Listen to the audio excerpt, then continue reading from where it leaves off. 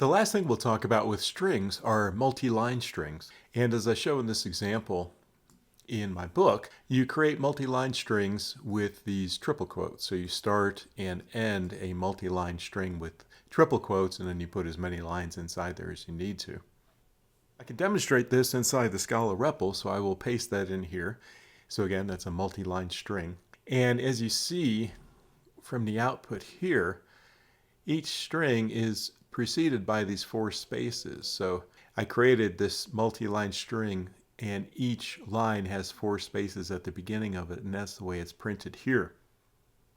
And the way we solve this problem is with a method called strip margin. So what we do is we go inside of our string, and by default we use this pipe character like that. And then at the end of the string I say call strip margin on that string. And when I do that, now you can see the string is left justified. So everything here is left justified, whereas here it all began with 4 spaces. One other thing you can do if you want is that notice that the string begins with a character up here. So there's a new line character up here. There's also a new line character here that's causing that to be down here. So one thing we can do is go back to this example, not only call strip line, but after we call strip line, we can call trim. And then that takes care of that leading and trailing new line characters.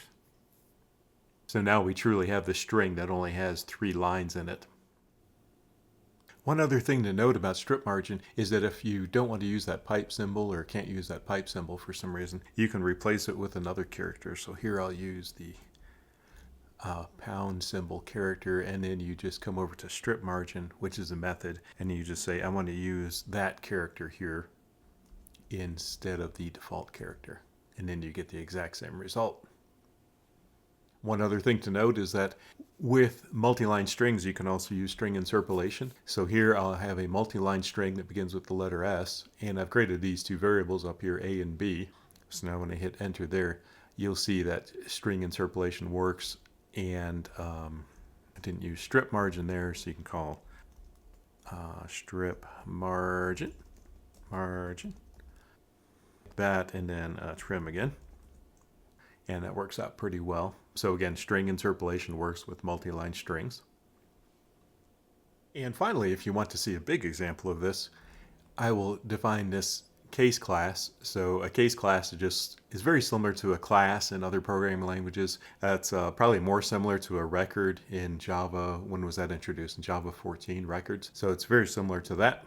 So this is a case class called address, and it has these 5 parameters. I made all those strings, and what I can do is I can create an instance of an address like this. That's very close where I used to live in Alaska. So that's an instance of an address, which is just like an instance of a class. And now I can jump right down here and say the formatted address is equal to this. So I'm creating a formatted address, which is variable, and I'm creating it from a multi-line string that uses also a string interpolator.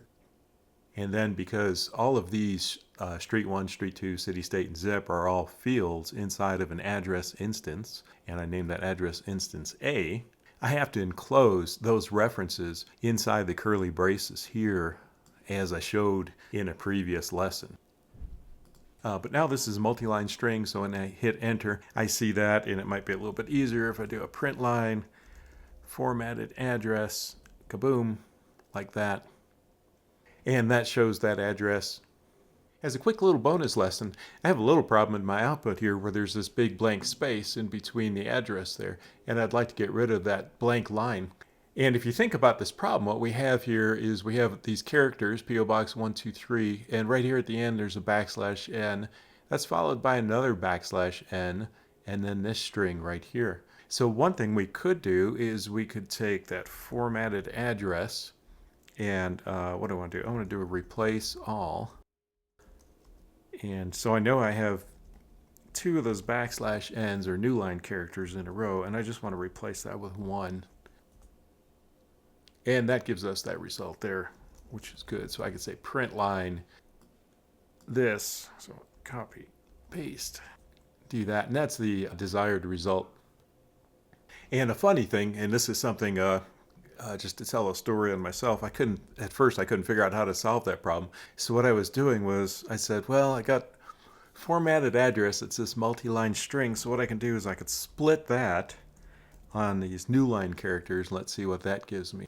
That gives me an array of string. So it has these right here, this string, an empty string, and then this third string. And notice that the REPL output here isn't very good in showing us what we want to see, because these are actually 3 strings. This is a place where the Ammonite REPL will show this a little more accurately. It'll put double quotes around these strings, I believe. But getting back to the problem, so I split that into an array of 3 strings, and now to get what I want to filter out. So I want to filter where the string inside that list. So I want to get rid of all strings, all blank strings, like that. So that reduces my result to an array of these 2 strings. And now, ironically, I can go back to making that into a string. I'll show you an error first, is that.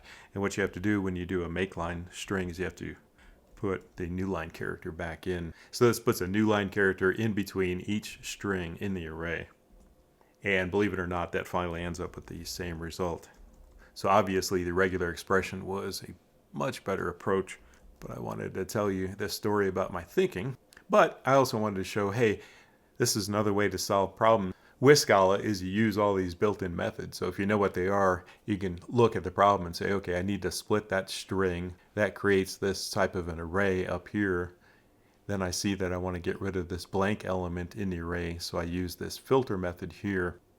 And that gets me down to these 2 strings in this array. And then I know I want to transform this array of string back into a string. And to do that, I call make string. And then to do that properly, I have to say, when you make those strings, put a new line character after each one.